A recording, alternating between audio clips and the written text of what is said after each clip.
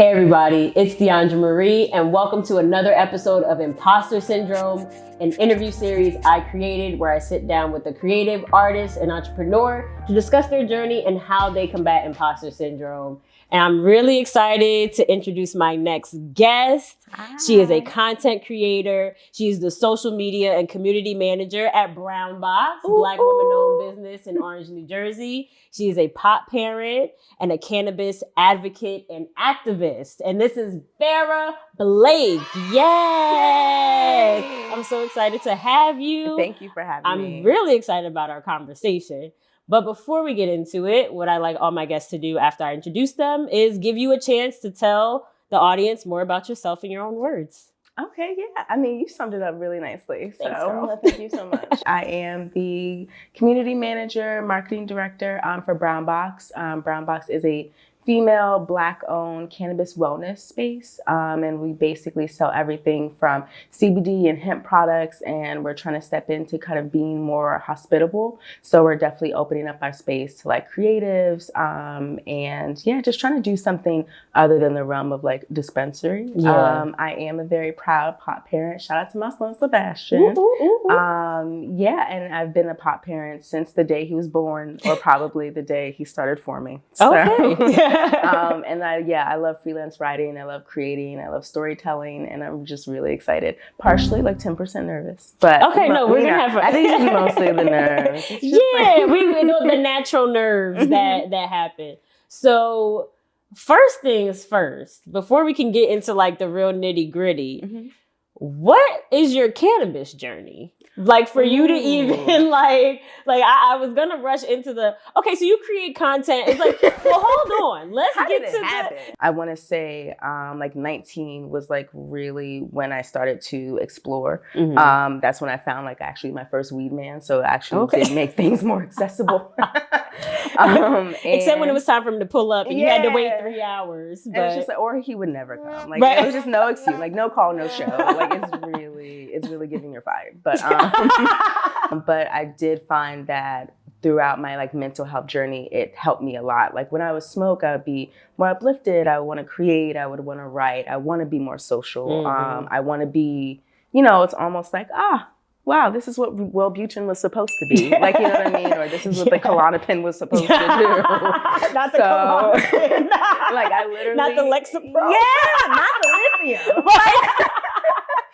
So drop your medication in the comments. Cannabis definitely helped me on my like road to recovery, or like my road to kind of manage everything. Like it helped me manage my depression. CBD really helped me with like with any type of manic fits or anything like that. So kind of discovering the plant and using it intentionally has been just a godsend. Like with all the things happening, it was just like, you know what, this is my time to kind of like not stand in shame and do something creative about it. Like, like talk to people more, educate people more, just do something. And then like, that's when my blog came along, where I was basically like, kind of like just sharing stories about how I use what my experiences were, and have been as a parent. And I think it helped me just be more confident in my consumption, which is crazy because nobody who ever drinks has to like argue their like mimosa consumption. They don't have to argue their Henny consumption. It's just like, but some people do. Exactly. Well, yeah, some people do. And should.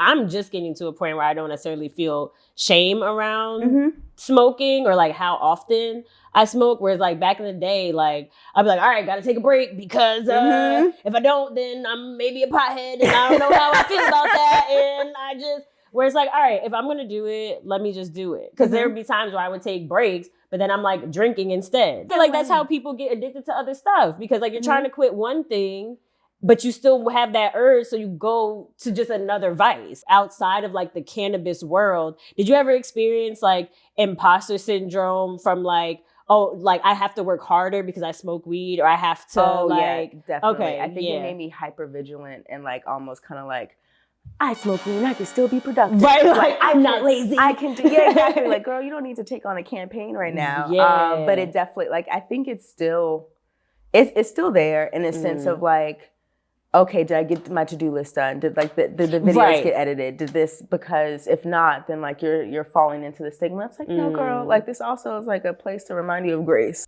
Like, you're not the only one. Like, you know what I mean? Like, you're not the only one who needs it to focus. You're not the only one who needs it to be a little bit more creative. You're not the only one who needs it to rest.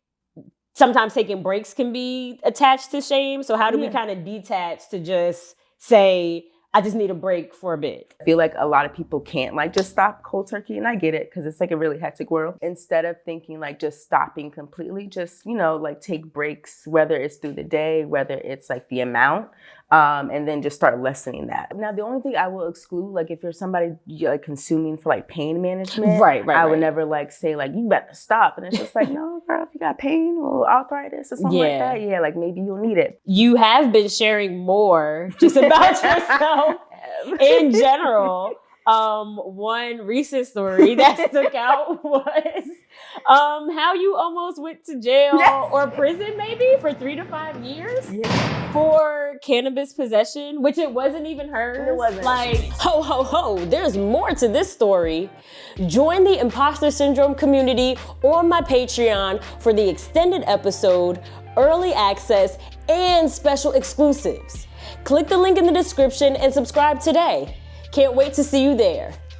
Okay, Farrah. We are now at the part of the episode where we are going to play a game that I like to call, what's the T? HC.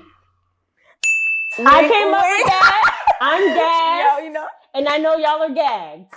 So yes, what's the T? HC. Okay. I'm going to name different scenarios, and I want you to tell us if you would smoke an indica strain, a sativa strain, or a hybrid strain. Oh, okay. So for the people out there who don't know, indica is a more calming and relaxing strain of weed. Sativa is more uplifting and energetic, and a hybrid is a combination of the two. And I'm sure if Farrah will get educate us more than that as we play. Are you ready? Yes. So no right or wrong answers, no pressure. First one. Content creation day. Ooh, I'm either gonna go. I'm gonna go sativa. Okay. Only because like I need to be like stand in the pain, like you know what I mean. I need to be in the most. You need the Tasha Bedingfield. You said the white girl. I'm sorry. Oh, that's your girl boss. Some Chaka Khan right after. Gotcha. Okay, some Chaka Khan after. Next one. Going to brunch with your friends. Ooh, I'm going hybrid. Okay. Like I can't go to, we gonna be so loud if I do a sativa. I was like, I remember one time we went to a brunch and I was like, damn, I would have probably been mad if I was sitting next to us. But like we were just, it was one of them like, like the DJ was DJing, y'all was standing up and So is that because you're more chill, but you can still be up? Oh, okay. Yes. Got you. Self-care day. Oh, we're gonna do a hybrid. We're gonna do a hybrid. Because we just chilling. We're gonna have some Sade, some Jill Scott. We gotta chill. Oh, she's giving us a playlist as well. Okay. All right, we're gonna get into some more like medical stuff. Feeling anxious. Ooh, oh yeah, indica. Okay. Like I would say, like if sometimes like your symptoms will, or your symptom and your situation, like your environment will tell you what you need. Because I used to have, and I love my mama. I love my mama a lot. But we used to live together, like my family. And I love how you're like, I love my mom, but we used to live together. Right. So. And like sometimes like I don't know, maybe Sagittarius and Libras just be going at it, but like call her every day, but like under the same roof. Yeah. Like under the same roof is just like a different type of angst. Having trouble eating. Oh yeah. In any strain, honestly.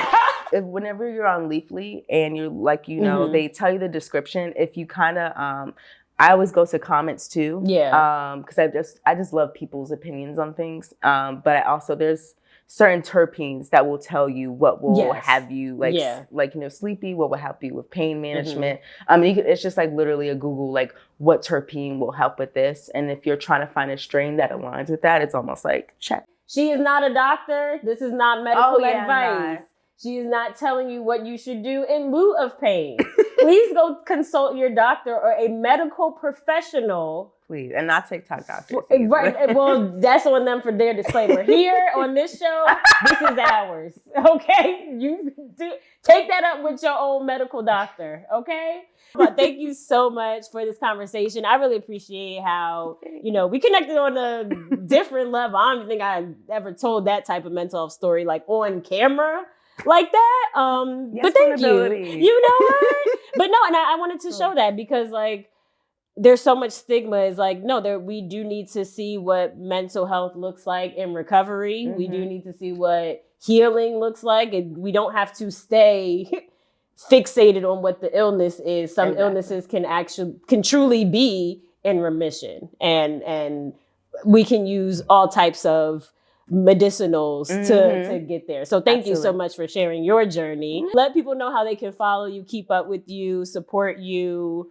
Yes, yeah. Well, thank you. Yes, and thank you so much because this has just been an amazing space, and I've always admired you and imposter syndrome. So thank you so much. Thank you. I appreciate it. This is definitely very necessary. So if you want to keep in contact with me, I am at Give Farrah Flowers, FARRAH Flowers spelled the normal way. And then you can also follow me on Brown Box, and it's BRWNBOX.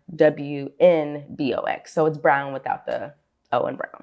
Word. So thank you so much, Farrah, again for sitting down with me. Okay, thank you. Remember, y'all, combat your imposter syndrome. Be who you are. If you gotta do what you gotta do, make sure you're doing it safely. Make sure you're educated, and make sure you're combating your imposter syndrome. Yes.